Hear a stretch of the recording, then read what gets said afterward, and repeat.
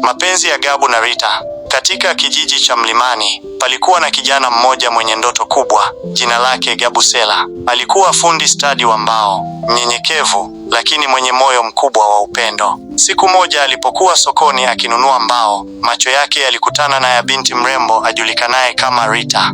Rita hakuwa msichana wa kawaida. Alikuwa mpole, mwerevu na macho yake yaliangaza kama nyota za usiku. Mara tu walipotazamana, muda ulisimama, moyo wa Gabu ulianza kudunda kwa kasi siyo ya kawaida. Hapo ndipo safari ya mapenzi yao ilipoanza. Walikutana tena na tena, wakienda kutembea kando kando ya mto, wakipiga soga kuhusu ndoto zao na maisha yao ya baadaye. Gabu aligundua kuwa Rita hakuwa tu mrembo, bali pia alikuwa na moyo wa huruma. Alimpenda kwa kila kitu alichokuwa.